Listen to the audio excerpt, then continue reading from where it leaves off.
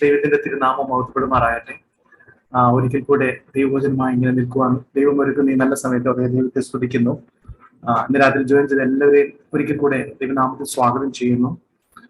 കഴിഞ്ഞ ചില ആഴ്ചകളായിട്ട് നമ്മൾ വെളിപ്പാട് പുസ്തകമാണ് പഠിച്ചുകൊണ്ടിരിക്കുന്നത്. ഇന്ന് രാത്രിയിലും അത് തുടരുവാനായിട്ട് ആഗ്രഹിക്കുന്നു. എൻ്റെ 23ാമത്തെ ക്ലാസ് ആണ് നമ്മൾ വെളിപ്പാട് പുസ്തകത്തിലെ തുടർച്ചയായി നമ്മൾ ചെയ്തുകൊണ്ടിരിക്കുന്നത്.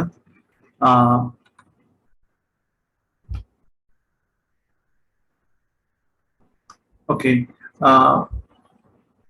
ഇതുവരെ നമ്മൾ അതിന്റെ ഒന്ന് ഓടിച്ച് പറയുകയാണെങ്കിൽ 1-ാം അധ്യായത്തിൽ മഹത്വധാരിയായ കർത്താവിനെ കണ്ട യോഹന്നാൻ കണ്ടു. തുടർന്ന് 2-3 അധ്യായത്തിലൂടെ സഭയ്ക്കുള്ള ദൂതുകൾ വെളിപ്പാട് പുസ്തകത്തിൽ നൽകുന്നത് നാം കണ്ടു. 4-5 അധ്യായങ്ങളിലൂടെ ദൈവത്തിന്റെ മഹത്വത്തെയും കർത്താവായ യേശു ക്രിസ്തുവിനെ അവിടെ വെളിപ്പെടുത്തുന്നതിനെയും കാണുന്നു. അവിടെ ദൈവത്തെ സ്തുതിക്കുന്നതും ആരാധിക്കുന്ന ഭാഗങ്ങളൊക്കെ കാണുന്നു. തുടർന്ന് മുദ്ര പൊട്ടിക്കുന്ന വിവരണങ്ങളാണ് നാം തുടർന്നുകൊണ്ടിരിക്കുന്നത്. 7-ാം മുദ്ര പൊട്ടിച്ചപ്പോൾ വെളിപ്പെട്ട 7 കാഹളങ്ങളിൽ ആദ്യ 4 കാഹളം ഊതുമ്പോൾ സംഭവിച്ച കാര്യങ്ങളൊക്കെ കഴിഞ്ഞ ആഴ്ചയിൽ നാം ചിന്തിച്ചതാണ്. ഇന്ന് 9-ാം അധ്യായത്തിലേക്ക് നാം കടന്നു വരുമ്പോൾ 5ഉം 6ഉം കാഹളങ്ങൾ ഊതുമ്പോൾ 7-ാം മുദ്ര പൊട്ടിച്ചപ്പോൾ വെളിപ്പെട്ട 7 കാഹളങ്ങളിലെ 5ഉം 6ഉം കാഹളങ്ങൾ ഊതുന്നതിനൊപ്പം ഉണ്ടാകുന്ന സംഭവങ്ങളെ ഈ 9-ാം അധ്യായത്തിൽ വിവരിക്കുന്നതായിട്ട് കാണാൻ കഴിയുന്നുണ്ട്. ഞാൻ കഴിഞ്ഞ ആഴ്ചയിൽ നമ്മൾ പഠിച്ച ആദ്യ 4 കാഹളങ്ങൾ അതിന്റെ സംഭവങ്ങളൊക്കെ നിങ്ങൾ ഓർക്കുമെന്ന് ഞാൻ വിചാരിക്കുന്നു. തുടർച്ചയായിട്ട് അറ്റൻഡ് ചെയ്യുന്നവർക്കൊക്കെ അത് ഓർമ്മ ഉണ്ടാവുമെന്ന് ഞാൻ വിചാരിക്കുന്നു. 1-ാമത്തെ കാഹളനാദം മുഴക്കിയപ്പോൾ ഭൂമിമേൽ ചൊരിഞ്ഞ രക്തം കലർന്ന കൽമഴയും തീയും ഭൂമിയിലെ സസ്യസമ്പത്തിന്റെ 1/3 നശിപ്പിച്ചു. 1/3 ഇല്ലാതാക്കിയതായിട്ട് നമുക്ക് കാണുന്നുണ്ട്. അതുപോലെ 2-ാമത്തെ കാഹള ശബ്ദം സമുദ്രത്തിലെ ജീവികളിൽ 1/3 കപ്പലുകളിൽ 1/3 നാശം വിധിച്ചു. ഞാൻ അത് കൂടുതൽ വിശദീകരിക്കുന്നു. ഞാൻ ഓർമ്മിപ്പിച്ചിട്ട് ഞാൻ അടുത്ത അധ്യായത്തിൽ കടന്നു വരാൻ വേണ്ടി ആഗ്രഹിക്കുന്നു. 3-ാമത്തെ ദൂതന്റെ കാഹളനാദം ഭൂമിയിലെ ശുദ്ധജല സ്രോതസ്സുകളെ മലീമസമാക്കുകയും അനേകരുടെ മരണത്തിന് കാരണമായി തീരുകയും ചെയ്തു. 4-ാമത്തെ കാഹള ശബ്ദം ഭൂമിയിലേക്ക് സൂര്യനിൽ നിന്നും ചന്ദ്രനിൽ നിന്നും ലഭിച്ചിരുന്ന പ്രകാശത്തിന് കുറവ് വരുത്തി. അത് 2 വിധത്തിലായിരിക്കാം. ഒന്നുകിൽ പകലിന്റെ ദൈർഘ്യം കുറഞ്ഞിരിക്കാം, അല്ലെങ്കിൽ കടന്നു വരുന്ന പ്രകാശത്തിന്റെ അളവ് കുറഞ്ഞിരിക്കാം. ഇനി ഭൂമിയിൽ ലഭിച്ചിരുന്ന ആ പ്രകാശത്തിന് കുറവ് വരുന്നതായിട്ട് കാണുന്നുണ്ട്. ഈ ആദ്യത്തെ 4 കാഹളങ്ങൾ മുഴക്കി കഴിഞ്ഞപ്പോൾ നമ്മളിപ്പോ എന്താ പറയാ, നമ്മൾ പണ്ടത്തെ ആൾക്കാർ പ്രായമുള്ളവരൊക്കെ പറയുമ്പോൾ അവരൊക്കെ പറയാറുണ്ട്, ഞങ്ങളുടെ കാലത്ത് കൃഷി ചെയ്യുമ്പോൾ എന്തെങ്കിലും ഒന്ന് കുഴിച്ചിട്ടാൽ മതി, ഒരു കുഴി വെച്ചിട്ടാൽ മതി, ഒത്തിരി ഫലം കിട്ടി എന്നൊക്കെ പറയുന്ന കഥകളൊക്കെ പഴയ ആൾക്കാർ പറയുന്നുണ്ട്. ഇന്നെല്ലാം വിഷമയമായി മലീമസമായി എന്നുള്ള ചിന്തകളൊക്കെ നമ്മൾ കേൾക്കാറുണ്ട്. അന്നേരം മനുഷ്യന് അനുകൂലമായിരുന്ന പ്രകൃതി ഏറ്റവും പ്രതികൂലമായ ഭാവത്തിലേക്ക് മാറുന്നു എന്നുള്ളതാണ്. നമ്മൾ നാളുകൾ കഴിയുമ്പോൾ നമുക്കതിന്റെ ആ രീതി നമുക്ക് മനസ്സിലാക്കാൻ കഴിയുന്നുണ്ട്. അന്നേരം ഏറ്റവും പ്രതികൂലമായ ഭാവത്തിലേക്ക് മാറുന്നു എന്ന് നമുക്ക് കാണാൻ കഴിയുന്നുണ്ട്. ഇതൊക്കെ മനുഷ്യരോടുള്ള ദൈവത്തിന്റെ പരോക്ഷ ഇടപെടലുകളായിട്ട് നമുക്ക് മനസ്സിലാക്കാം. ഇന്ന് രാത്രി തന്നെ കേൾക്കുന്ന പ്രിയമുള്ളവരെ, ഈ കാര്യങ്ങൾക്കൊക്കെ വ്യത്യാസം വരുന്നത് മനുഷ്യരോടുള്ള പരോക്ഷ ഇടപെടലുകളാണ്. ന്യായവിധിയുടെ തുടക്കങ്ങളും ദൈവത്തിന്റെ ഇടപെടാൻ പോകുന്നു എന്നുള്ള മുന്നറിയിപ്പുകളായിട്ടൊക്കെ നമുക്കിത് കാണാൻ കഴിയുന്നുണ്ട്. എന്നൊരു വാക്യം റോമാലേഖനത്തിൽ വായിച്ചിട്ട് ഞാൻ മുന്നോട്ട് വരാം. റോമാലേഖനം 1-ാം അധ്യായത്തിന്റെ 18 മുതലുള്ള വാക്യങ്ങളിൽ ഇങ്ങനെയാണ് പറയുന്നത്: അനീതി കൊണ്ട് സത്യത്തെ തടുക്കുന്ന മനുഷ്യരുടെ സകല അബദ്ധിക്കും അനീതിക്കും നേരെ ദൈവത്തിന്റെ കോപം സ്വർഗത്തിൽ നിന്ന് വെളിപ്പെടുന്നു. ദൈവത്തെക്കുറിച്ച് അറിയാവുന്നത് അവർക്ക് വെളിവാക്കിയിരുന്നു, ദൈവം അവർക്ക് വെളിവാക്കിയല്ലോ. അവന്റെ നിത്യശക്തിയും ദിവ്യത്വവുമായി അവന്റെ അദൃശ്യ ലക്ഷണങ്ങൾ ലോക സൃഷ്ടി മുതൽ അവന്റെ പ്രവൃത്തികളാൽ ബുദ്ധിക്ക് തെളിവായി വെളിപ്പെട്ടു വരുന്നു. അവർക്ക് പ്രതിവാദമില്ലാതിരിക്കേണ്ടതിന് തന്നെ. നോക്കുക, ഇങ്ങനെ ദൈവം തന്നെത്താൻ വെളിപ്പെടുത്തി തരുന്ന കാര്യങ്ങൾ അത് മനസ്സിലാക്കുവാൻ, അതിനെ ഗ്രഹിക്കുവാൻ ദൈവം വെളിപ്പെടുത്തിയതാ. അതിനെ മനസ്സിലാക്കിയിട്ട് അതിന് മുമ്പാകെ നമ്മളെ തന്നെ താഴ്ത്തി ഒരുങ്ങി വരിക എന്നുള്ളത് നമ്മുടെ ഓരോരുത്തരുടെയും ഉത്തരവാദിത്വമാണ്, നമ്മുടെ ഓരോരുത്തരുടെ കടമയാണ്. ദൈവം അത് നമ്മളിൽ നിന്ന് ആഗ്രഹിക്കുന്നുണ്ട്. അല്ലാതെ വരുമ്പോൾ ഈ പറയുന്നത് പോലെ വെളിപ്പാട് ദിവസത്തിൽ നാം കാണുന്നത് പോലെ പീഡകളും ദൈവത്തിന്റെ പ്രതിപ്രവർത്തനങ്ങളും ഒക്കെ അതിന്റെ ആഴത്തിൽ വർദ്ധിച്ചു വരുന്നത് നമുക്ക് മനസ്സിലാക്കേണ്ടതുണ്ട്. ഇനി 4 കാഹളങ്ങൾ സംഭവിച്ചതായിട്ട് നമുക്ക് വെളിപ്പാട് പുസ്തകത്തിൽ നമ്മൾ കഴിഞ്ഞ അധ്യായത്തിൽ കണ്ടല്ലോ. ഇനി അടുത്ത 3 കാഹളങ്ങളിൽ ദൈവം പ്രത്യക്ഷത്തിൽ തന്നെ, ഞാൻ ഇതുവരെ പറഞ്ഞല്ലോ, ഇതുവരെ ദൈവം പരോക്ഷമായിട്ടാണ് ദൈവം ഇടപെട്ടുകൊണ്ടിരുന്നത്. പ്രകൃതിയിലൊക്കെ ചെറിയ പ്രയാസങ്ങളൊക്കെ വരുത്തി, പഴയ പോലെയുള്ള പ്രകൃതി നല്ല ഫലങ്ങളൊന്നും കൊടുക്കുന്നില്ല, പ്രകൃതി എഗെയിൻസ്റ്റ് അല്ലെങ്കിൽ നമുക്ക് എതിരായി നിൽക്കുന്ന ചില കാര്യങ്ങളൊക്കെ കാണിച്ചു തുടങ്ങി, നമുക്കെതിരെ പ്രതികരിക്കുന്ന പോലെ എന്താ പറയാ, അങ്ങനെയുള്ള ചില പ്രവൃത്തികളൊക്കെ വെളിപ്പെട്ട് വരുന്നത് നമുക്ക് കാണാൻ കഴിയുന്നുണ്ട്. വെള്ളം കുടിക്കാൻ കൊള്ളത്തില്ല, മുഴുവൻ മലീമസമാകുന്നു, അന്തരീക്ഷ മലിനീകരണമുള്ള പല കാര്യങ്ങളൊക്കെ ഇങ്ങനെ വെളിപ്പെട്ട് വരുന്നു. അതൊക്കെ ദൈവത്തിന്റെ പരോക്ഷ ഇടപെടൽ എന്ന് നമുക്ക് മനസ്സിലാക്കുന്നുണ്ട്. ഇനി ഊതുവാനുള്ള 3 കാഹളങ്ങളിൽ ദൈവം പ്രത്യക്ഷത്തിൽ തന്നെ ഇടപെട്ടുകൊണ്ട് സ്വർഗീയ ന്യായവിധി നടത്തുന്നത് നമുക്ക് കാണാൻ കഴിയുന്നുണ്ട്. ആ നടപ്പിലാക്കുന്ന കാര്യങ്ങളാണ് ഇനി നമുക്ക് കാണാൻ കഴിയുന്നുണ്ട്. കഴിഞ്ഞ അധ്യായത്തിന്റെ അവസാന വാക്യങ്ങളിൽ നാം ചിന്തിച്ചൊരു പദമുണ്ട്, കഷ്ടം കഷ്ടം കഷ്ടം എന്നിങ്ങനെ 3 പ്രാവശ്യം ആകാശമധ്യേ ഘോഷിക്കപ്പെട്ട ഒരു മുന്നറിയിപ്പ് ശബ്ദം. അത് തുടർന്നു വരുവാനുള്ള ന്യായവിധികളുടെ അതിഭയങ്കരത്വത്തെയും പ്രത്യാഘാതത്തെയും കാണിക്കുന്നതാണ്. അതിനുണ്ടാകുന്ന പ്രത്യാഘാതത്തെയും വ്യക്തമാക്കുന്നതാണ് ആ കഷ്ടം കഷ്ടം കഷ്ടം 3 കഷ്ടം. ആ 3 പ്രാവശ്യം 3 കഷ്ടം 3 കഷ്ടങ്ങൾ വരുന്നതിനെ തന്നെ കാണിക്കുന്നത്. ഓരോ ന്യായവിധിയും ഭൂവാസികളുടെ മേൽ പതിക്കുന്നതിനോടൊപ്പം ഒളിഞ്ഞും മറഞ്ഞുമുള്ള തന്റെ പ്രവർത്തനങ്ങളിൽ നിന്നും സാത്താന്റെയും അവന്റെ കൂട്ടാളികളുടെയും പ്രവർത്തനങ്ങൾ വെളിപ്പെട്ട് വരുന്നതും നമുക്കിനി കാണാൻ കഴിയും. ഇനി തുടർന്ന് അങ്ങോട്ട് പോകുമ്പോൾ ഇതുവരെയൊക്കെ നമുക്ക് ന്യായവിധി വരുമ്പോൾ നമുക്ക് തോന്നും അതിന്റെ പുറകിൽ സാത്താനാണോ, ഏതെങ്കിലും പ്രകൃതി ശക്തിയാണോ, സമുദ്രത്തിൽ എന്ത് ചെയ്തു ഒരു വലിയ അട്ടി പോലൊരു മൺബന്ധം വീണു, അത് ഗ്രഹമായിരിക്കാം എന്ന് പറഞ്ഞ് നമുക്കതിന് മാറ്റി നിർത്താം, ഒരു സംശയം തോന്നും അല്ലെ. അതുപോലെ ശുദ്ധജല സ്രോതസ്സുകളെല്ലാം നഷ്ടമാകുന്നു, അന്തരീക്ഷം മലിനീകരണകൊണ്ട് നമുക്ക് എന്ത് ചെയ്യുന്നു, സൂര്യനും ചന്ദ്രനുള്ള പ്രകാശം കുറഞ്ഞു വരുന്നു. ഇങ്ങനെയുള്ള കാര്യങ്ങളൊക്കെ നാം കാണുമ്പോൾ അതൊക്കെ പ്രകൃതിയുടെ പ്രതിപ്രവർത്തനമാണോ എന്നൊക്കെ തോന്നും. പക്ഷെ ഇതിനൊക്കെ പുറകിൽ ഒളിഞ്ഞു നിന്ന് പ്രവർത്തിക്കുന്ന സാത്താനെ അങ്ങനെ അനുവദിച്ചിട്ട് തന്നെയാണ് ദൈവമാണ് ഇതെല്ലാം ചെയ്യിപ്പിക്കുന്നത് പറയുമ്പോൾ ദൈവത്തിന്റെ ന്യായവിധിയാണ്. അന്നേരം ദൈവം ആ നിലയിൽ അതിനെല്ലാം അനുവാദം കൊടുത്തിരിക്കുന്നു സാത്താന്. ഇതിന്റെ പുറകിൽ ഒളിഞ്ഞു നിന്ന് പ്രവർത്തിക്കുന്ന സാത്താൻ വെളിപ്പെട്ട് വരുന്നതിന് തുടർന്നുള്ള കാര്യങ്ങൾ നമുക്ക് കാണാനുണ്ട്. അതായത് പടിപടിയായി സാത്താനെ വ്യക്തമാക്കുന്നതാണ് തുടർന്നുള്ള കാഹള ശബ്ദങ്ങളിൽ സംഭവിക്കുന്നത്. നമുക്കറിയാം, ഏദൻ തോട്ടത്തിൽ ആരംഭിച്ച പ്രവർത്തനം അതൊരു കൗശലക്കാരനായ പാമ്പ് വേഷധാരിയിലായിരുന്നു. അവിടെ മനുഷ്യനെ നഷ്ടമാക്കുന്നതും അവിടുന്ന് മുന്നോട്ട് പോകുന്നുണ്ട്. എന്നാൽ തുടർന്ന് ദൈവം ഒരുക്കിയ ആ വലിയ രക്ഷണ്യ പ്രവൃത്തികളെ അല്ലെങ്കിൽ ആ രക്ഷാ പദ്ധതികളെ ഗ്രഹിക്കാതിരിക്കുവാൻ അവിശ്വാസികളുടെ കണ്ണുകളെ കുരുടാക്കി. അപ്പോസ്തലനായ പൗലോസ് കൊരിന്ത്യർക്കുള്ള ലേഖനത്തിൽ പറയുന്നത് ഇങ്ങനെയാണ്, ദൈവപ്രതിമയായ ക്രിസ്തുവിന്റെ തേജസ്സുള്ള സുവിശേഷത്തിന്റെ പ്രകാശനം ശോഭിക്കാതിരിക്കാൻ ഈ ലോകത്തിന്റെ ദൈവം അവിശ്വാസികളുടെ മനസ്സ് കുരുടാക്കി. അതായത് ദൈവത്തിന് മഹത്വം വരുന്ന എന്തിനേയും അവൻ എതിർക്കുന്നു. ഒരു വ്യക്തി രക്ഷിക്കപ്പെടുമ്പോൾ അവൻ ദൈവമഹത്വം കൊടുത്ത് ദൈവസന്നിധിയിലേക്ക് കയറി വരുമ്പോൾ ദൈവം മഹത്വം എടുക്കുന്നു. അങ്ങനെ ഏതൊരു ദൈവിക പദ്ധതികളെയും എതിർക്കുന്ന സാത്താന്റെ പദ്ധതികൾ. സഭായുഗത്തിലും സാത്താനും അവന്റെ അനുയായികളും വെളിച്ചദൂതന്റെ വേഷത്തിൽ പ്രവർത്തിക്കുമ്പോൾ നമുക്ക് ആ ഭാഗങ്ങളൊക്കെ കുറെ അറിയാം. നമ്മൾ ഒത്തിരി ദൈവത്തിനെ കേട്ടിട്ടുള്ളവരെന്ന് ഞാൻ വിശ്വസിക്കുന്നു. വെളിച്ചദൂതന്റെ വേഷത്തിൽ പ്രവർത്തിക്കുമ്പോൾ അവസാനം പീഡന കാലത്ത് സകല മുഖംമൂടിയും, നമ്മൾ വെളിച്ചദൂതൻ എന്ന് പറയുമ്പോൾ നമുക്ക് സംശയമാണ്, ഇത് യഥാർത്ഥ ദൈവദാസനാണോ, യഥാർത്ഥത്തിൽ ദൈവവചനമാണോ എന്നൊക്കെ സംശയം തോന്നുമാറ് അത്രയും കൃത്യമായി തന്നെ ഇതൊക്കെ ഇടപെടുമ്പോൾ അതിന്റെ ഒക്കെ മുഖംമൂടികളൊക്കെ മാറ്റി വെച്ചിട്ട് അവസാന കാലത്ത് നേരിട്ട് ഇടപെടുന്ന കാര്യങ്ങളിലേക്കാണ് നമുക്ക് ഇവിടെ മനസ്സിലാക്കാൻ കഴിയുന്നത്. 5 മാറും കാഹള ശബ്ദങ്ങൾ മുഴങ്ങുന്നതിനോടൊപ്പം സാത്താന്യ ശക്തികൾ നേരിട്ട് രംഗപ്രവേശനം, നേരിട്ട് അവർ പ്രവർത്തിക്കുന്നതായിട്ട് നമുക്ക് കാണാൻ കഴിയുന്നുണ്ട്. 1 മുതൽ 12 വരെയുള്ള വാക്യങ്ങളിൽ 5ാം കാഹളം ഊതുമ്പോൾ, നമ്മൾ അധ്യായത്തിന്റെ 1 മുതൽ 12 വരെയുള്ള വാക്യങ്ങളിൽ 5ാം കാഹളം ഊതുമ്പോൾ ഉണ്ടാകുന്ന സംഭവങ്ങളെ വിശദീകരിക്കുന്നു. ഒന്നാമത്തെ വാക്യം ഇങ്ങനെയാണ്, 5ാമത്തെ ദൂതൻ ഊതി, അപ്പോൾ ഒരു നക്ഷത്രം ആകാശത്തു നിന്ന് ഭൂമിയിൽ വീണ് കിടക്കുന്നത് ഞാൻ കണ്ടു. അവന് അഗാധ കൂപത്തിന്റെ താക്കോൽ ലഭിച്ചു. യോഹന്നാൻ ഇതിനു മുമ്പും നക്ഷത്രങ്ങൾ വീഴുന്നതിനെ കുറിച്ച് വിവരിച്ചു. ആ ഭാഗങ്ങളൊക്കെ നാം കണ്ടതാണ്. 6-ാം അധ്യായത്തിന്റെ 11-ാം വാക്യത്തിൽ പറയുന്നുണ്ട്, അത്തിവൃക്ഷം പെരുങ്കാറ്റ് കൊണ്ട് കുലുങ്ങിയിട്ട് കായ് ഉതിർക്കും പോലെ ആകാശത്തിലെ നക്ഷത്രങ്ങൾ ഭൂമിയിൽ വീണു. 8-ാം അധ്യായത്തിൽ 8-ാം വാക്യത്തിൽ പറയുന്നുണ്ട്, 2ാമത്തെ ദൂതൻ ഊതി, അപ്പോൾ തീ കത്തുന്ന വൻമല പോലെ ഒന്ന് സമുദ്രത്തിലേക്ക് എറിഞ്ഞിട്ട് കടലിൽ 1/3 രക്തമായി. 8-ാം അധ്യായത്തിന്റെ 10-ാം വാക്യത്തിൽ പറയുന്നുണ്ട്, 3ാമത്തെ ദൂതൻ ഊതി, അപ്പോൾ ദീപം പോലെ ജലിക്കുന്ന ഒരു മഹാനക്ഷത്രം ആകാശത്ത് നിന്ന് വീണു. നദികളിൽ 1/3 നീരുറവുകളിൽ മേലും ആയിരുന്നു വീണത്.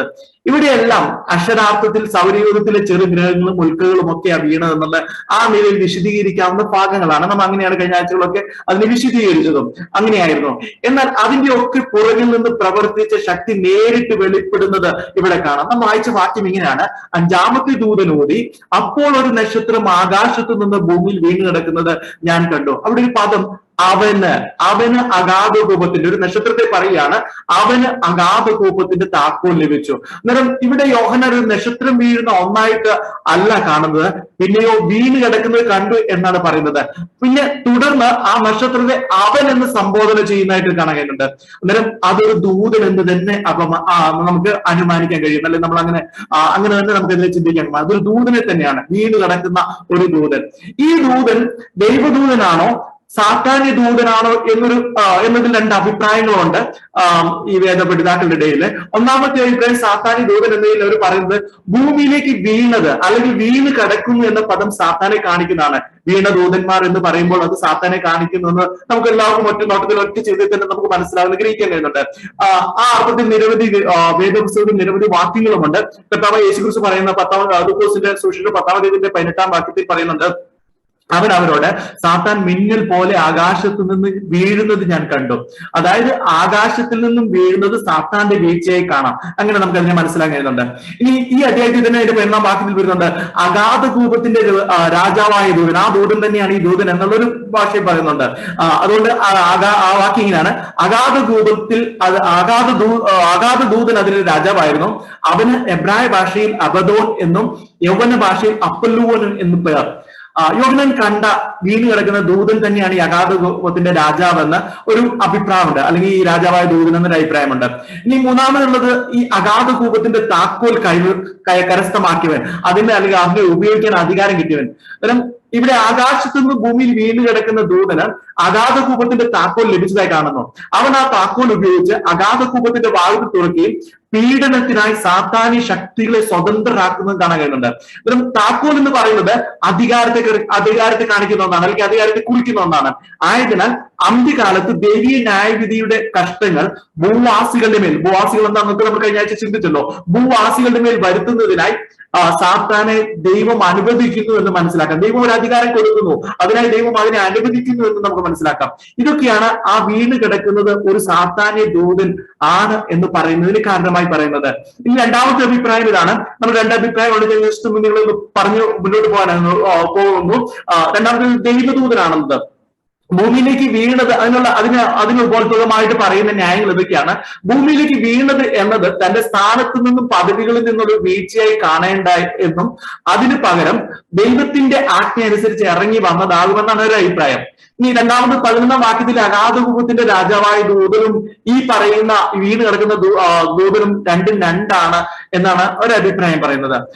ഇനി മറ്റൊന്ന്, അഗാധകൂപത്തിന്റെ താക്കോൽ, അതിനെക്കുറിച്ച് അതാണ് കുറച്ചുകൂടെ ഇവിടെ നമുക്ക് എഗെയിൻസ്റ്റ്, അല്ലെങ്കിൽ ആദ്യത്തെ അഭിപ്രായത്തിൽ വ്യത്യസ്തമായി തോന്നാൻ ഒരു കാരണം, സാത്താന്റെയും കൂട്ടരുടെയും കയ്യിൽ അവരെ തന്നെ പൂട്ടിയിടുന്ന, സാത്താനും കൂട്ടരെയും പൂട്ടിയിടുന്ന അവരുടെ തടവറയായ അഗാധകൂപത്തിന്റെ താക്കോൽ അവരുടെ കയ്യിൽ കൊടുക്കാൻ സാധ്യതയില്ല എന്നൊരു അഭിപ്രായം. അതുകൊണ്ടാണ് ഇതൊരു ദൈവദൂതനാണ് എന്ന് പറയുന്നത്. എന്നാൽ ഈ രണ്ട് അഭിപ്രായങ്ങളിൽ അതൊരു സാത്താന്യ ദൂതൻ തന്നെയാണെന്നാണ് ബഹുഭൂരിപക്ഷം പഠിതാക്കളും വിശ്വസിക്കുന്നത്. ആൾക്കാർ അതിനെ അങ്ങനെ വിശ്വസിക്കുന്നത്. നമുക്കും അതിനെ അങ്ങനെ തന്നെ മനസ്സിലാക്കാൻ കഴിയും, ഒരു സാത്താന്യ ദൂതനായിട്ട് തന്നെ നമുക്ക് മനസ്സിലാക്കാം. അതാണ് അതിന്റെ സാധ്യത. യഥാർത്ഥത്തിൽ കാൽവരി ക്രൂശിൽ സാത്താന്റെയും അവന്റെ വർഗത്തിന്റെയും തല തകർത്തു. നമുക്ക് ആ ഭാഗങ്ങൾ അറിയാം, നമുക്ക് അതിനെങ്ങനെയാണെന്നുള്ളതിന്റെ ആത്മീയമണ്ഡലത്തിലെ പോരാട്ടങ്ങളൊക്കെ നമുക്കറിയാം. അങ്ങനെ സാത്താന്റെയും അവന്റെ വർഗത്തിന്റെയും തല തകർത്ത് മരണത്തിന്റെയും പാതാളത്തിന്റെയും താക്കോൽ കർത്താവ് കൈവശമാക്കി. നിങ്ങളുടെ മരണത്തിന്റെയും പാതാളത്തെയും ജയിച്ചു എന്ന് പറയുമ്പോൾ നമ്മൾ പ്രാർത്ഥന വാചകങ്ങളൊക്കെ ഉൾപ്പെടുത്തി പറയുന്നു, അല്ലെങ്കിൽ കേവലം പെട്ടെന്ന് പറഞ്ഞു പോകുന്ന വാക്കുകൾ, അതിലൊക്കെ ഒത്തിരി ആഴവും അർത്ഥവും ഉണ്ടെന്ന് ഗ്രഹിക്കുക. മരണത്തിന്റെയും പാതാളത്തിന്റെയും അതിനെ ജയിച്ച് അതിന്റെ താക്കോൽ കർത്താവ് കൈവശമാക്കിയതാണ്. അത് അല്പസമയത്തേക്ക് അവന്റെ കയ്യിൽ, അതായത് ഭൂവാസികളെ ദൈവീയ ന്യായവിധി പ്രകാരം ശിക്ഷിക്കുവാൻ ഈ പറയുന്ന സാത്താന്യ ദൂതനെ ദൈവം നിയോഗിക്കുന്നു. അവന്റെ കയ്യിലേക്ക് അല്പകാലത്തേക്ക് തുറന്നു കൊടുക്കുവാൻ, ഈ ശക്തികളെ നയിച്ചു വിടുവാൻ അവൻ ഒരു അധികാരം കൊടുക്കുന്നു എന്ന് നമുക്ക് മനസ്സിലാക്കാം. അതിനുവേണ്ടി ദൈവം ഒരു നിയോഗം നൽകുന്നതായിട്ട് നമുക്ക് ഗ്രഹിക്കാം. ഇവിടെ അഗാധകൂപം എന്നതിന് അടിയില്ലാത്ത കുഴി, അല്ലെങ്കിൽ ബോട്ടംലെസ് പിച്ച് എന്നർത്ഥം, അല്ലെങ്കിൽ ഒത്തിരി ആഴത്തിൽ, അല്ലെങ്കിൽ അതിനൊരു അടിയില്ലാത്തൊരു വലിയ കുഴി. ഇത് രക്ഷിക്കപ്പെടാതെ മരിച്ചവരുടെ ഇടക്കാല തടവറയോ ഒടുക്കത്തിൽ നരകമായ തീപ്പൊയ്കയോ അല്ല. അത് നമുക്കൊരു നരകത്തെ കുറിച്ചുള്ള കാര്യമുണ്ട്, ഞാൻ അതിനെക്കുറിച്ച് കൂടുതൽ സ്റ്റഡി ഞാൻ ഇപ്പോൾ പറയുന്നില്ല. എങ്കിലും ഇത് ഒടുക്കത്തെ ആ നരകമോ അല്ലെങ്കിൽ മരിച്ചവരെ ഇടയ്ക്ക് കൊണ്ടിടുന്ന ആ പരദീസ, അല്ലെങ്കിൽ അങ്ങനെയുള്ള ആ സ്ഥലമല്ല. ദുരാത്മാക്കൾ, ദുർഭൂതങ്ങൾ, സാത്താന്യ ദുഷ്ടശക്തിയുള്ള ദൂതന്മാർ എന്നിവരുടെ തടവറയാണ്. ഈ ദൈവത്തിൽ നിന്ന് ദൈവകൽപ്പന അനുസരിക്കാതെ വീണുപോയ ദൂതന്മാരും ദുരാത്മാക്കളെയും അവരെ തടവിലിട്ടിരിക്കുന്ന ഒരു തടവരയാണ്. അതിൽ ഒത്തിരി വാക്യങ്ങൾ നമുക്ക് വേദപുസ്തകത്തിലുണ്ട്. ഞാൻ ആ ഭാഗങ്ങളിലേക്ക് അതേ പോകുന്നില്ല.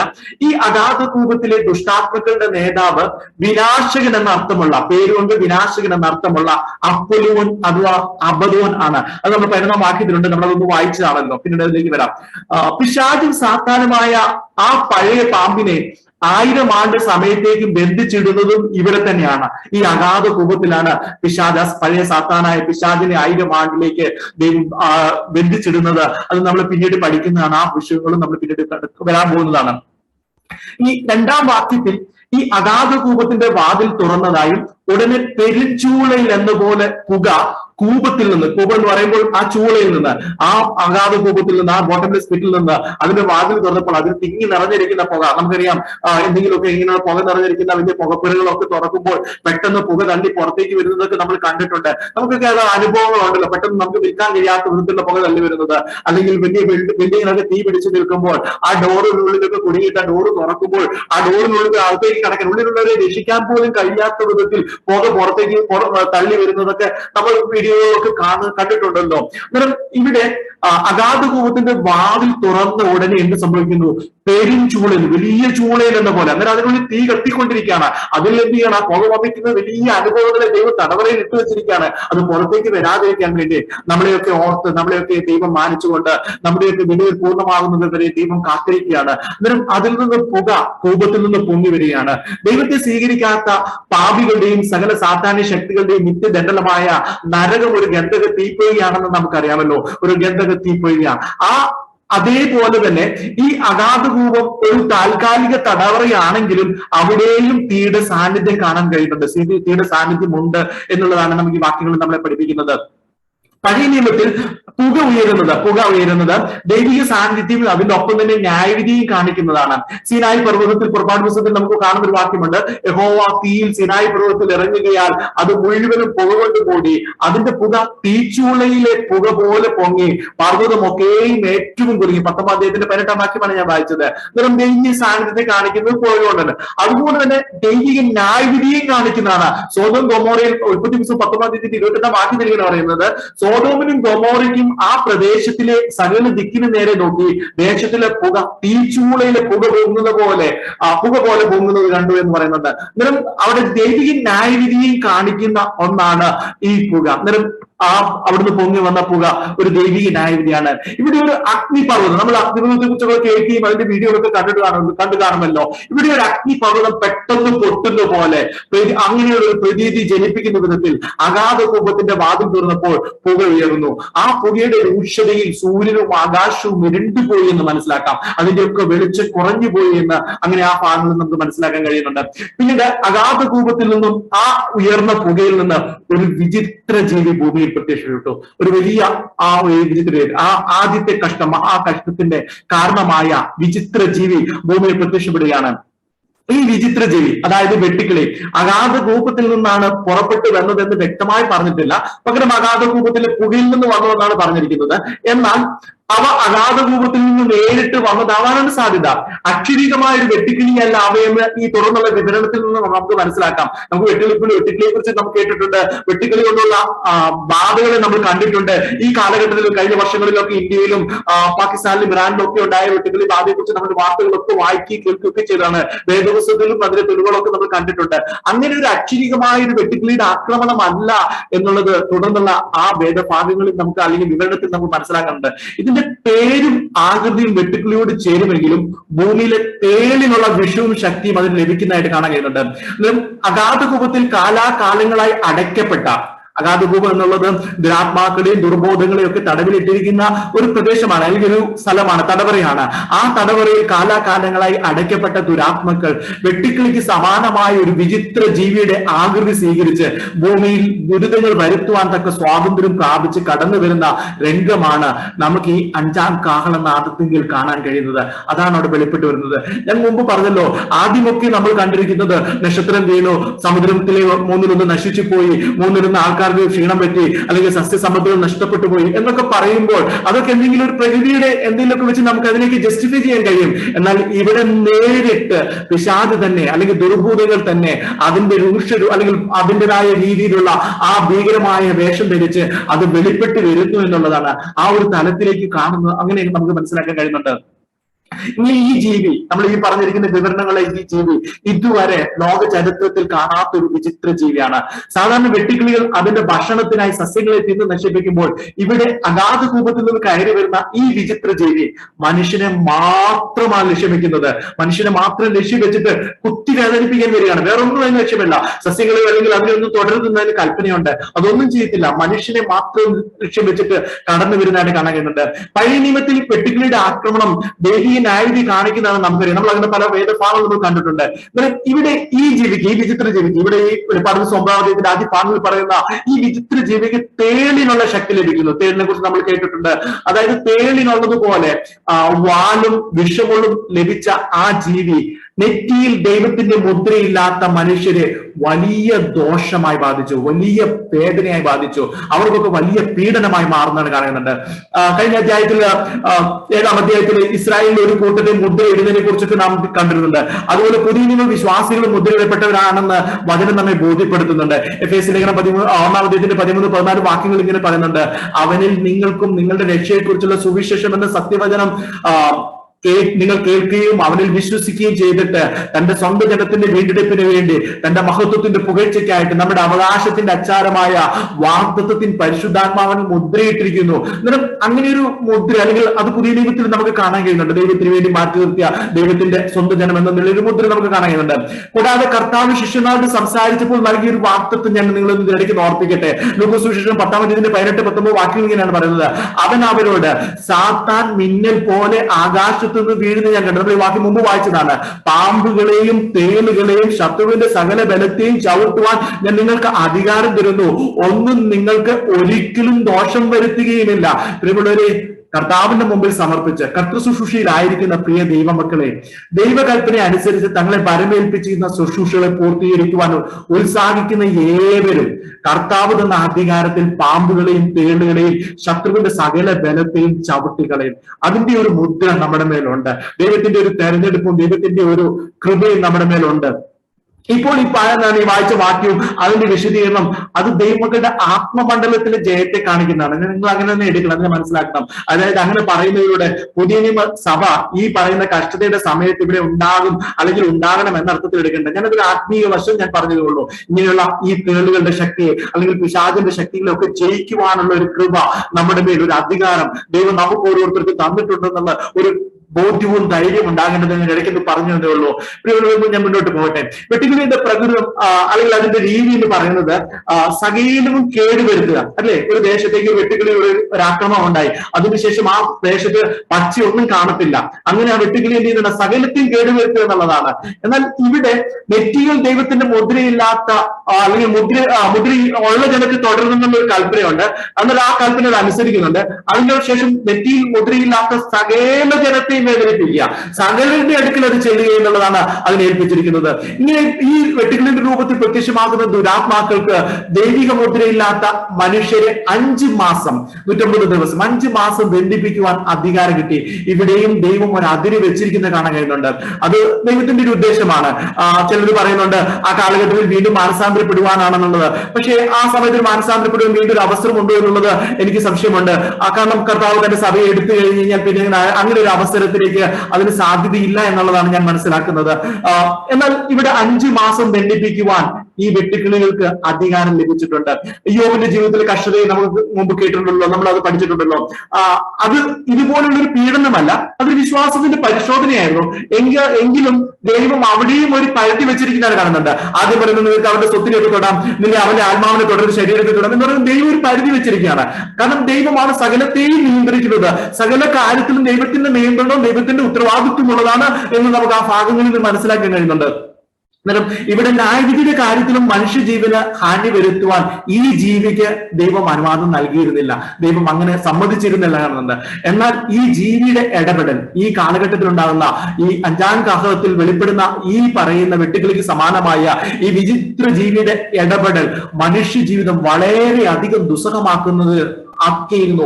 അങ്ങനെ ആക്കിയതിനാൽ മനുഷ്യർ മരണം ആഗ്രഹിച്ചിരുന്നു എന്നുള്ളതാണ് തുടർന്നുള്ള വാക്യങ്ങൾ കാണുന്നത്. അവരെല്ലാം മരണത്തെ ആഗ്രഹിച്ചിരുന്നു.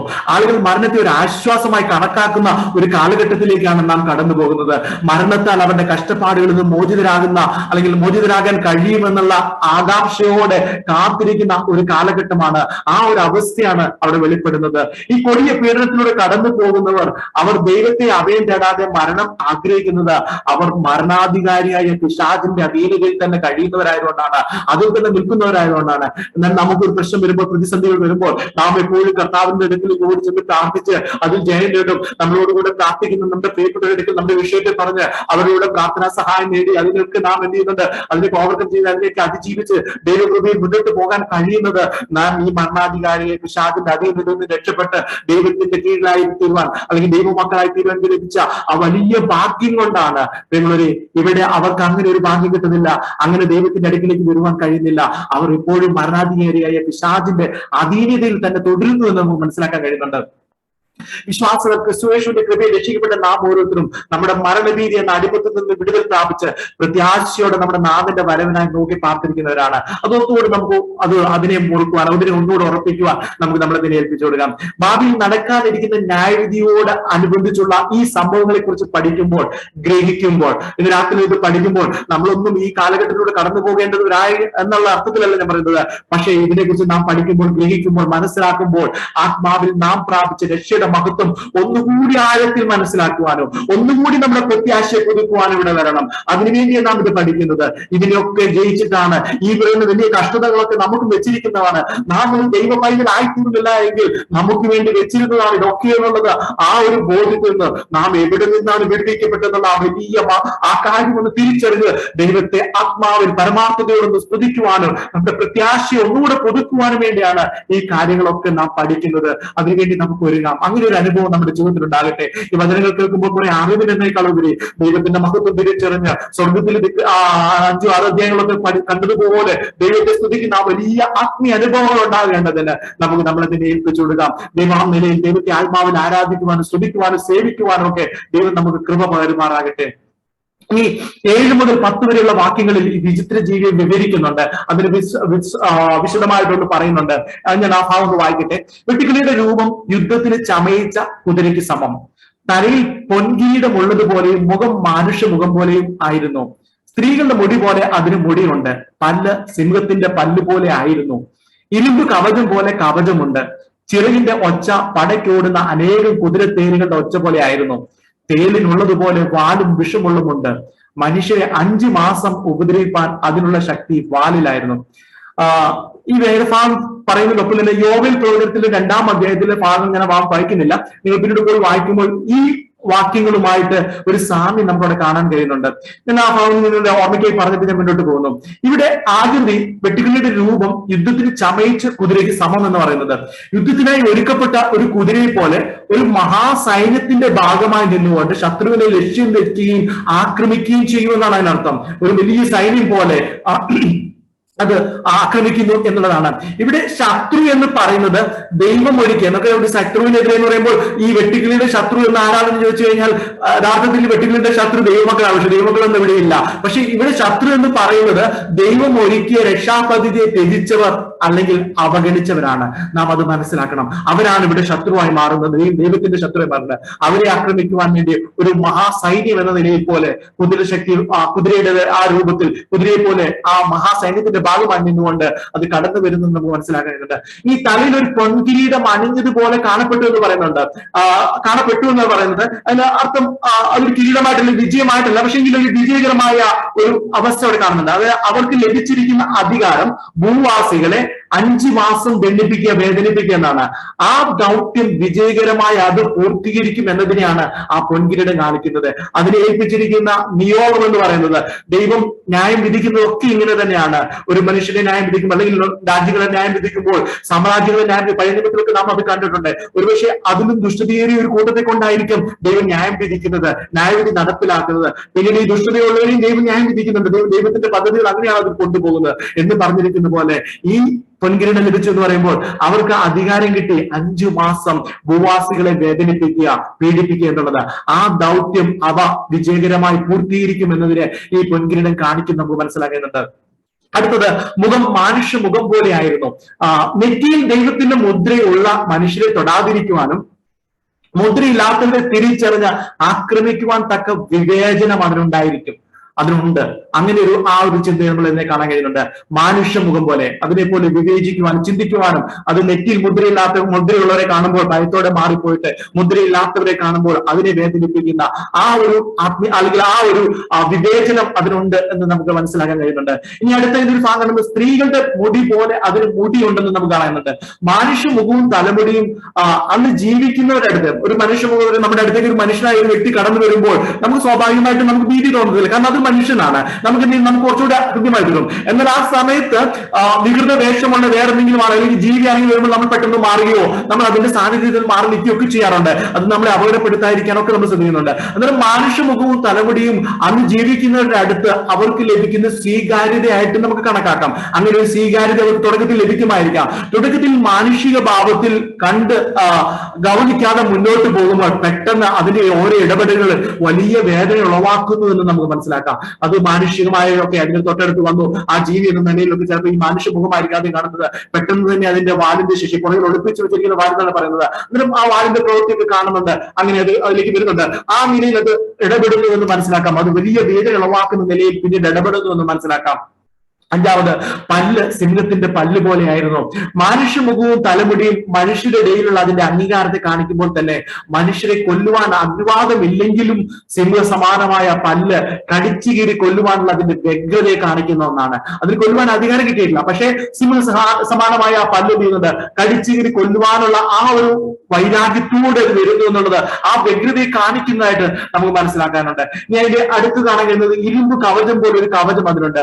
മനുഷ്യർക്ക് ഈ ദുരാത്മാക്കളുടെ ശക്തിയെ കുറയ്ക്കുവാനോ അതിനെ മനസ്സിലാക്കി തിരിച്ചാക്രമിക്കുവാനോ സാധ്യമാകില്ല എന്നതിനെ കാണിക്കുന്നു. ആ കാലഘട്ടം തിരിച്ചിതിന് പ്രതിവിധി കാണുവാൻ നമുക്ക് കഴിഞ്ഞിടയ്ക്ക് ഒരു ഉദാഹരണം പറയുകയാണെങ്കിൽ കൊറോണ വൈറസ് എത്രയോ നാളുകൾ അതിന്റെ ഒരു പ്രതിവിധി കാണാതെ എന്നാൽ അതിനേക്കാളൊക്കെ അല്പം കൂടെ ഭീകരമായിരുന്നെങ്കിൽ, അല്പം കൂടെ മരണശേഷിയുള്ള ഒരു വൈറസ് ആയിരുന്നെങ്കിൽ നമ്മളെല്ലാം തീർന്നു പോയേനെ.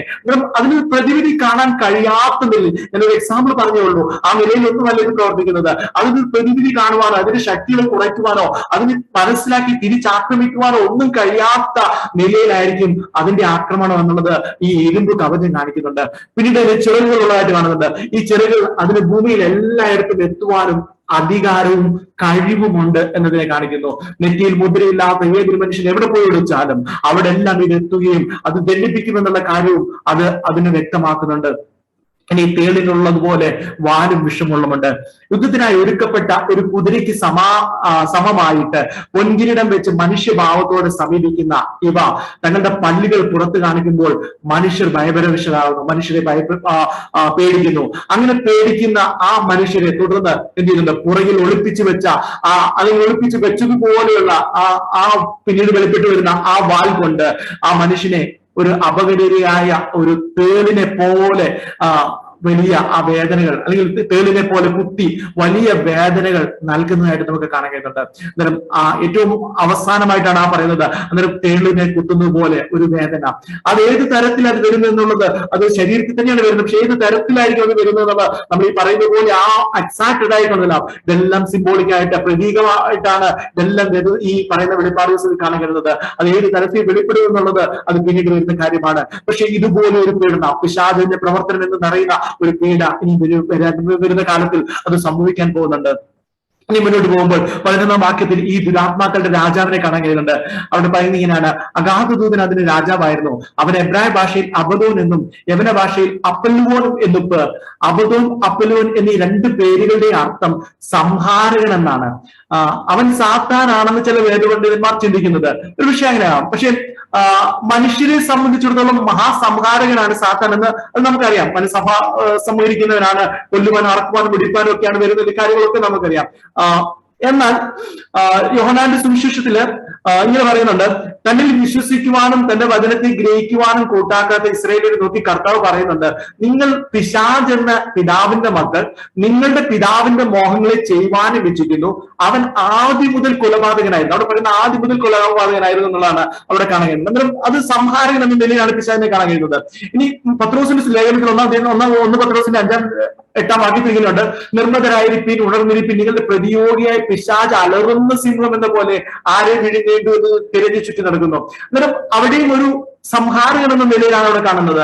എന്നാൽ ഇവിടെ ഈ ദുരാത്മാക്കളായ വെട്ടുകളിലൂടെ അഗാധ രൂപത്തിൽ ഈ സംഹാരകൻ അടയ്ക്കപ്പെട്ടുവെങ്കിൽ അവൻ സാത്താനായിരിക്കാൻ വഴിയില്ല, അല്ലെങ്കിൽ അടയ്ക്കപ്പെട്ടില്ല. ഈ അബദോൻ എന്ന് പറയുന്ന വ്യക്തി ഈ പറയുന്ന ദുരാത്മാക്കളായ വ്യക്തികളോട് ഒരുമിച്ച് ഈ തടവറയിലാണെങ്കിൽ അവൻ സാത്താനായിരിക്കാൻ കഴിയില്ല. കാരണം വെളിപ്പാട് പുസ്തകം 20-ാം അധ്യായത്തിന്റെ 1 മുതൽ 3 വരെയുള്ള ആ വാക്യങ്ങൾ വായിക്കുമ്പോൾ ക്രിസ്തുവിന്റെ മടങ്ങി വരവ് വരെ സാത്താൻ അഗാധ രൂപത്തിൽ തള്ളപ്പെടുന്നില്ല എന്ന് നമുക്ക് കാണാൻ കഴിയുന്നുണ്ട്.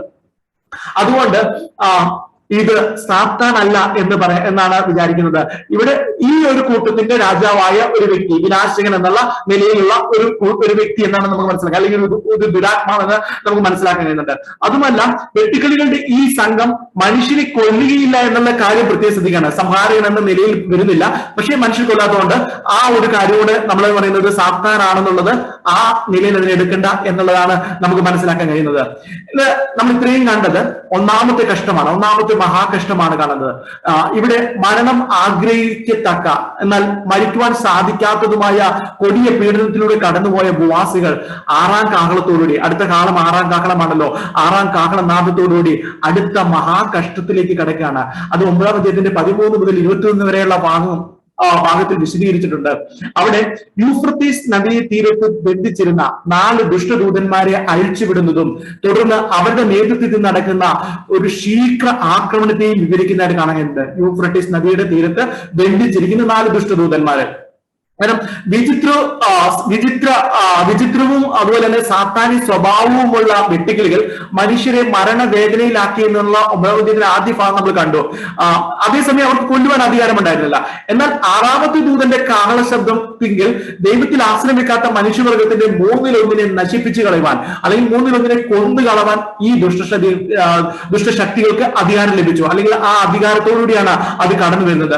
ഇവിടെ യൂഫ്രട്ടീസ് നദീതീരത്ത് ബന്ധിച്ചിരുന്ന 4 ദുഷ്ടദൂതന്മാരെ അഴിച്ചുവിടുന്നതോടുകൂടി അതിനൊപ്പം ഏകദേശം 20 കോടി, അങ്ങനെയാണ് വാക്യം നമുക്ക് കാണുന്നത്, ഏകദേശം 20 കോടി സാത്താന്യ കുതിരപ്പട അവരോട് ചേർന്ന് പെട്ടെന്ന് ഒരു വലിയ ആക്രമണം നടത്തുന്നതായിട്ട് കാണുന്നുണ്ട്. വളരെ പെട്ടെന്നുള്ള ഒരു ആക്രമണം ആയിട്ട് നമുക്ക് കാണുന്നുണ്ട്. ഇവിടെ വ്യക്തമാക്കുന്ന കുതിരപ്പടയും നേരത്തെ നമ്മൾ കണ്ട ആ വെട്ടുകളിയെ പോലെ ഒരു സങ്കരജീവിയാണ്, അല്ലെങ്കിൽ ഒരു കുതിരപ്പട മാത്രമൊന്നല്ല, അതിന് വ്യത്യസ്തമായ നിലയിലൊക്കെ അതിന്റെ ഭാഗങ്ങളിലൊക്കെ വർണ്ണിച്ചിരിക്കുന്നത് കാണാൻ കഴിയുന്നുണ്ട്. ഇവിടെ വായിൽ നിന്ന് പുറപ്പെടുന്ന തീ, പുക, ഗന്ധകം എന്നിവയാലും വാലിലെ സർപ്പ തലയിൽ നിന്നുള്ള തലയാറുടെ ദംശനത്താലാണ് ഭൂവാസികൾ കൊല്ലപ്പെടുന്നത്. ഇവിടെ നാശം സംഭവിക്കുന്നത് പ്രധാനമായും ഇതിന്റെ വായിൽ നിന്ന് പുറപ്പെടുന്ന തീ, പുക, ഗന്ധകം എന്നിവയാലും അതിനൊരു വാലുണ്ട്. ആ വാലിലൊരു സർപ്പ തലയുണ്ട്. ആ സർപ്പ തലയാളുടെ ദംശനത്താലുമാണ് ഭൂവാസികൾ കൊല്ലപ്പെടുന്നത് എന്നാണ് കാണാൻ കഴിയുന്നത്. ഞാൻ ആ വാക്യം ഒന്ന് 11-ാം വാക്യം വായിക്കട്ടെ.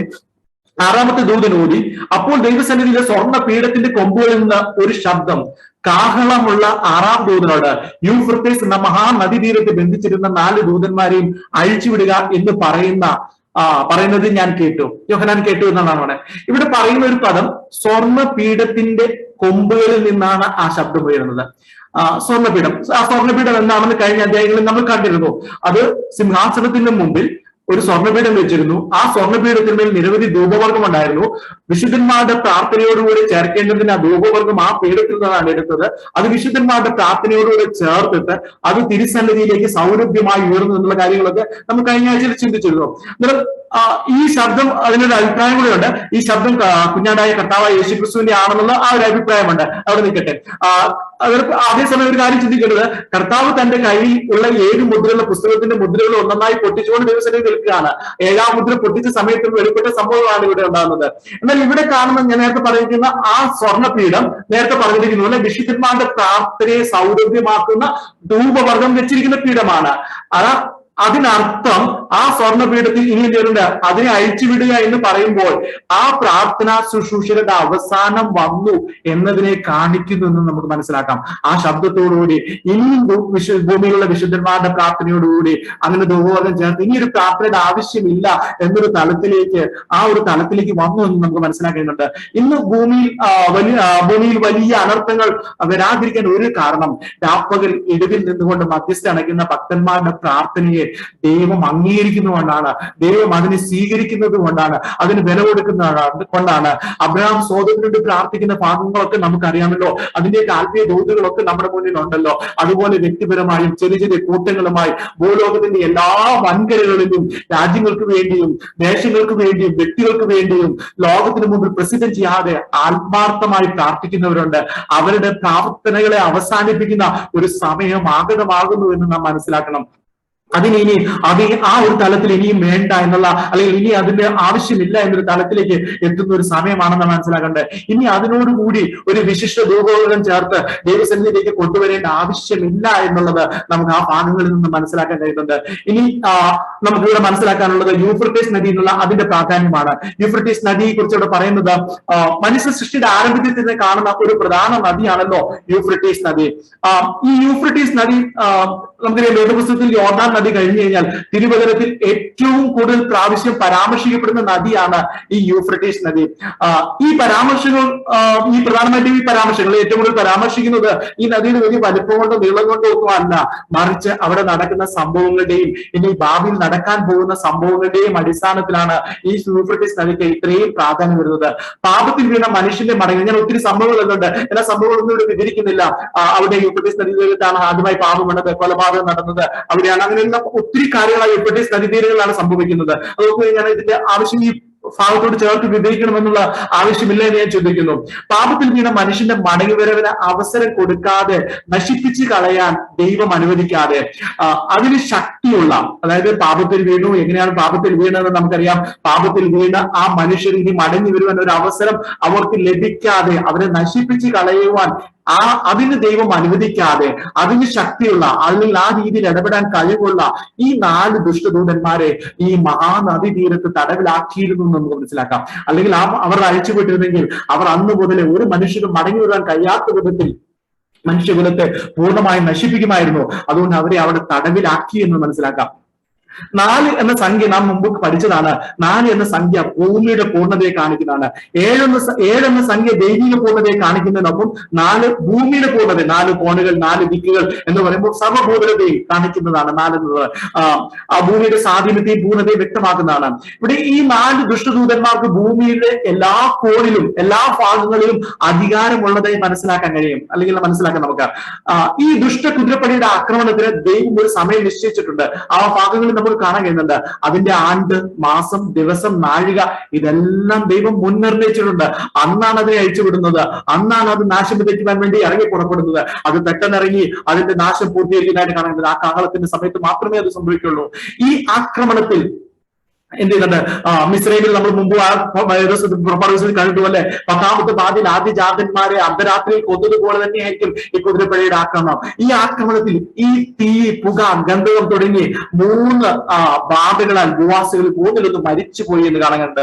3-1 നഷ്ടപ്പെട്ടു പോകുന്നുണ്ട്. ഇങ്ങനെ മരിച്ചുപോയവർ അവിടെ അവസാനിക്കുന്നില്ല. നമ്മൾ വിചാരിക്കും മരിച്ചു പോയതുകൊണ്ട് അവസാനമാണ്, പക്ഷെ അത് അവസാനിക്കുന്നില്ല. അവരുടെ യാത്ര തുടരുകയാണ്. അന്ത്യന്യായത്തിന് കഴിഞ്ഞ് തീയും പുകയും ഗന്ധവും അടങ്ങിയ നിത്യ നരകത്തിലാണ് അത് അവസാനിക്കുന്നത്. ആ യാത്ര അങ്ങോട്ട് മുന്നോട്ട് പോവുകയാണ്. ഈ കുതിരപ്പടയുടെ ദർശനം യോഹന്നാൻ വിവരിക്കുന്നതിനാൽ തന്നെ നരകതുല്യമായ ചില സൂചനകളും വെളിപ്പെടുത്തുന്നുണ്ട്. ആ സൂചന ഞാൻ ആ വാക്യങ്ങൾ വായിക്കട്ടെ. 17 വാക്യങ്ങൾ ഇങ്ങനെയാണ്: ഞാൻ കുതിരകളെയും കുതിരപ്പുറത്തിരിക്കുന്നവരെയും ദർശനത്തിൽ കണ്ടത് എങ്ങനെയെന്നാൽ അവർക്ക് തീ നിറവും രക്തനീലവും ഗന്ധകവർണവുമായ കവചം ഉണ്ടായിരുന്നു. കുതിരകളുടെ തല സിംഹങ്ങളുടെ തല പോലെയായിരുന്നു. വായിൽ നിന്ന് തീയും പുകയും ഗന്ധകവും പുറപ്പെട്ടു. വായിൽ നിന്ന് പുറപ്പെടുന്ന തീ, പുക, ഗന്ധകം എന്നീ 3 ബാധയാൽ മനുഷ്യരിൽ 3-1 മരിച്ചുപോയി. ഇവിടെ ആദ്യം പറയുന്നത് അവർക്ക് തീ നിറവും, തീയുടെ നിറമാണ് തീ നിറം, അത് തന്നെ. അടുത്ത് രക്തനീലവും, അതും തീയുടെ നിറമാണ്. അടുത്തത് ഗന്ധകവർണ്ണം, ഗന്ധകവർണ്ണം മഞ്ഞ കളറാണ്, അതും തീയുടെ കളറാണ്. അതെല്ലാം നശീകരണത്തെ, നാശത്തെ തന്നെയാണ് കാണിക്കുന്നത്. അന്നേരം നരകത്തിന്റെ ഒരു എന്താ പറയുന്നത്, നരകത്തെ തന്നെയാണ്, നരകതുല്യമായ ഒരു സൂചനയാണ് കാണിക്കുന്നത്. നരകത്തിന് സമാനമായ ഒരു രീതിയിലാണ് അതിവിടെ ഇടപെടുന്നതെന്ന് നമുക്ക് മനസ്സിലാക്കേണ്ടതുണ്ട്. അന്നേരം പിന്നീട് ഇതിന്റെ വായിൽ നിന്ന് പുറപ്പെടുന്ന തീ, പുക, ഗന്ധകം, ആ 3 ബാധയിൽ മനുഷ്യർ 3-1 മരിച്ചുപോയി എന്ന് പറയുന്നത് അത് നരകത്തിന്റെ ഒരു സൂചന തന്നെ അവിടെ വെളിപ്പെടുത്തുന്നത് നമുക്ക് കാണാൻ കഴിയുന്നുണ്ട്. ഈ 19-ാം വാക്യത്തിൽ വരികയാണെങ്കിൽ കുതിരകളുടെ ശക്തി വായിലും വാലിലുമായിരുന്നു. വായിൽ എന്തായിരുന്നു നമ്മൾ കണ്ടിരുന്നു, വായിൽ നിന്ന് തീ, പുക, ഗന്ധകം കടന്നു വരുന്നുണ്ട്. ഈ വാല് സർപ്പത്തെ പോലെ തലയുള്ളതും ആയിരുന്നു. ഇവയാണ് അത്രേ കേടുവരുത്തുന്നത്, അല്ലെങ്കിൽ ലോകത്തിലേക്ക്, അല്ലെങ്കിൽ ഭൂവാസികൾക്ക് കേടുവരുത്തുന്നത്. ഭൂവാസികളുടെ മേൽ കേടുവരുത്തുന്ന ഇവയുടെ വായിൽ നിന്ന് പുറപ്പെടുന്ന തീ, പുക, ഗന്ധകം എന്നിവയാലും വാലില് സർപ്പത്തലയാലുമുള്ള ദംശനത്താലാണ്, കടിയാലുമാണ്. അതായത് മുന്നിലും പുറകിലുമുള്ളവരെ ഒരുപോലെ ആക്രമിക്കുവാൻ തക്ക ശക്തി അതിനുണ്ട്. അതുകൊണ്ടാണ് ഇത്രയും കാലം അതിനെ തടവറയിലാക്കി വെച്ചിരുന്നത്. എന്നാൽ അവസാന ന്യായവിധിയെങ്കിൽ ദൈവത്തിന്റെ ന്യായവിധിയെ പൂർത്തീകരിക്കാൻ വേണ്ടി ദൈവം ഇതിനെ അയച്ചുവിടുമ്പോൾ, അല്ലെങ്കിൽ ദൈവദൂതന്റെ ആ കൽപ്പനയ്ക്കനുസരിച്ച് അതിനെ അയച്ചുവിടുമ്പോൾ അത് ഇറങ്ങി വരുന്നതായിട്ട് കാണുന്നുണ്ട്. ഈ ബാധകളാൽ ഭൂവാസികളിൽ 3-1 മരിച്ചു പോയതിനു ശേഷം സംഹരിക്കപ്പെടാതെ അവശേഷിച്ചിരിക്കുന്നവർക്ക് അവരെ കുറിച്ച് പറയുന്നത്, അവർ കാണാനും കേൾപ്പാനും കഴിവില്ലാത്ത ഭൂതങ്ങളെയും സ്വർണം, വെള്ളി, ചെമ്പ്, കല്ല്, തടി ഇവ കൊണ്ടുള്ള വിഗ്രഹങ്ങളെയും അല്ലെങ്കിൽ ആരാധിക്കാതിരിക്കത്തക്കവണ്ണം അവരുടെ കൈപ്പിണികൾ ഉപയോഗിച്ച് മാനസാന്തരപ്പെട്ടില്ല എന്നാണ് ആ അധ്യായത്തിന്റെ അവസാന ഭാഗങ്ങൾ കാണാൻ കഴിയുന്നത്. അതായത് അവർ തങ്ങളുടെ ദുഷ്ടപ്രവൃത്തികളോ ആയ കൊലപാതകം, ക്ഷുദ്രം, ദുർനടപ്പ്, മോഷണം എന്നിവയൊന്നും ഉപയോഗിക്കാൻ തയ്യാറാകുന്നില്ല എന്നാണ് ആ ഭാഗങ്ങളിൽ നമ്മൾ കാണുന്നത്. ഏറ്റവും ദുഃഖകരമായ ഒരു സംഗതിയാണ്. കാര്യങ്ങൾ ഏറെക്കുറെ ഒക്കെ മനസ്സിലാക്കിയിട്ടും സർവശക്തനായ ദൈവത്തിലേക്ക് വരുവാൻ തയ്യാറാകാതെ ഹൃദയങ്ങളെ കഠിനമാക്കുന്ന മനുഷ്യന്റെ ദുരവസ്ഥയാണ് അവിടെ വ്യക്തമാകുന്നത്, അല്ലെങ്കിൽ പ്രകടമാക്കുന്നത്. വിവിധ ബാധകളിലും പ്രകൃതിക്ഷോഭങ്ങളിലും അനേകം ആൾക്കാർ കൊല്ലപ്പെടുകയും പ്രകൃതിയുടെ ആവാസ വ്യവസ്ഥയ്ക്ക് തന്നെ കേടുവരികയും ജീവിതം ദുസ്സഹമായ ഈ സ്ഥിതിയിലും ദൈവത്തിലേക്ക് മടങ്ങി വരുവാനോ മാനസാന്തരപ്പെടുവാനോ മനുഷ്യർ തയ്യാറാകുന്നില്ല. പ്രിയമുള്ളവരെ, ഞാൻ ഈ ഭാഗം കൺക്ലൂഡ് ചെയ്യുമ്പോൾ ഈ ഭാഗം വീണ്ടും നമ്മളെ ഓർമ്മിപ്പിക്കുന്ന ഒരു ചിന്ത, മാനസാന്തരപ്പെടുവാനുള്ള ദിവസം ഇന്നാണ്, ഇതാണ് രക്ഷാ ദിവസവും ഇന്നാണ്. ഇത് നഷ്ടപ്പെടുത്തിയാൽ പിന്നീട് അത് സാധിക്കണമെന്നില്ല. അതുകൊണ്ടാണ് ഇത് സുപ്രസാദകാലം എന്ന് പറയുന്നത്. പ്രിയമുള്ളവരെ, അതാണ് ആ ഭാഗം നമ്മൾ എടുത്തത്. പിന്നീട് ആ കാലഘട്ടത്തിൽ പോയി ഈ പീഡനങ്ങളും ഇത്രയും വലിയ ദുരിതങ്ങളും ഒക്കെ വന്നാലും മടങ്ങി വരുവാൻ ഒരു അവസരം അവർ വിനിയോഗിക്കുന്നില്ല, പ്രയോജനപ്പെടുത്തുന്നില്ല എന്നുള്ള കാര്യം അതാണ് നമ്മളെ വീണ്ടും ഓർപ്പിക്കുന്നത്. എന്ന് തന്നെ ഈ വലിയ ശിക്ഷാവിധിയിൽ നിന്നും വിടുവിക്കപ്പെടാൻ ക്രിസ്തുയേശുവിന്റെ അടുക്കൽ നമുക്ക് കടന്നു വരാം. നമുക്ക് അതിനായി നമുക്ക് ഒരുങ്ങാം. വലിയ വില നൽകി സൗജന്യമായി നമുക്ക് ഒരുക്കിയ ആ വലിയ രക്ഷയെ വിശ്വാസത്താൽ സ്ഥാപിക്കുവാനായിട്ട് ഇന്ന് രാത്രി നമുക്ക് ദൈവത്തിന്റെ സന്നിധി സമർപ്പിക്കാം. രക്ഷിക്കപ്പെട്ട് ദൈവമേ നിൽക്കുന്ന നാം ഓരോരുത്തരും നമ്മുടെ ആത്മീയ ജീവിതം ഒന്നുകൂടി ശുദ്ധീകരിക്കുവാനും ക്രമീകരിക്കുവാനും ഏൽപ്പിച്ചു കൊടുക്കുക. അതിനൊപ്പം നമ്മുടെ പ്രാർത്ഥനയെ കുറിച്ച് നമ്മൾ കാര്യം പറഞ്ഞല്ലോ. ആ പ്രാർത്ഥന, അല്ലെങ്കിൽ പ്രാർത്ഥനയോടുകൂടി ധൂപബോധം ചേർത്ത്, അല്ലെങ്കിൽ തിരുസന്നിധിയിലേക്ക് കയറുന്ന ആ കാര്യത്തിന് ഒരു അവസാനം എന്ന കാര്യങ്ങളൊക്കെ ചിന്തിച്ചല്ലോ. അത് നമ്മളെ ഒരു കാര്യം കൂടി നമ്മളെ ബോധ്യപ്പെടുത്തുന്നുണ്ട്. നമ്മെ ഏൽപ്പിച്ചിരിക്കുന്ന ശുശ്രൂഷകൾ പൂർത്തീകരിക്കുവാൻ അനുവദിച്ച ആ കാഹളം തീരാറായി, അല്ലെങ്കിൽ ആ സമയങ്ങൾ തീരാറായി, അതിലേക്ക് അവസാനിപ്പിക്കുന്ന വിധത്തിലുള്ള കാഹള ശബ്ദങ്ങൾ മുഴങ്ങാറായി. അതുകൊണ്ട് നമ്മെ ഏൽപ്പിച്ചിരിക്കുന്ന ശുശ്രൂഷകൾ പൂർത്തീകരിക്കാൻ നാം ഉത്സാഹിക്കുക. ഇതിന്റെ നടുവിൽ നിന്ന്, അല്ലെങ്കിൽ ഇടിവിൽ നിന്ന് പ്രാർത്ഥനകൾ അതെല്ലാം നിൽക്കാറായി. അതൊക്കെ പൂർത്തീകരിക്കാനുള്ള സമയം അതാണ് ഒന്നുകൂടെ പ്രബോധിപ്പിക്കുന്നത്. ഇന്ന് രാത്രി നമ്മെ ഏൽപ്പിച്ചിരിക്കുന്ന ശുശ്രൂഷകളിലേക്ക് ഒന്ന് മടങ്ങി വരുവാനും അതൊന്ന് പൂർത്തീകരിക്കുവാനും അതിനായി ഒന്ന് സമർപ്പിക്കാനും പ്രാർത്ഥനാ ജീവിതം ഒന്നുകൂടെ കെട്ടിപ്പടുക്കുവാനും പ്രത്യാശ ഒന്നുകൂടെ പുതുക്കുവാനും കർത്താവിന്റെ വരവിനായി നോക്കി പാർക്കുന്നവരായി ഈ ദിവസങ്ങൾ മാറുവാനായിട്ട് ഇന്ന് രാത്രിയിൽ ഈ പറഞ്ഞ ഇന്ന് നമ്മൾ പഠിച്ച ദൈവോചനത്തിന്റെ അടിസ്ഥാനത്തിൽ ഞാൻ എല്ലാവരെയും പ്രബോധിപ്പിക്കുന്നു. കർത്താവ് തുടർന്ന് അതിനെ നമ്മളെ ഒരുക്കട്ടെ. അതിനായുള്ള ഒരു ദൈവകൃപ നമ്മുടെ ജീവിതത്തിൽ പകരപ്പെടട്ടെ. അതിനായി കർത്താവ് സഹായിക്കട്ടെ എന്ന് പ്രാർത്ഥിച്ചുകൊണ്ട് ഈ വചനങ്ങൾ വിരമിക്കുന്നു. ദൈവം എല്ലാവരെയും അനുഗ്രഹിക്കുമാറാകട്ടെ. ആമേൻ.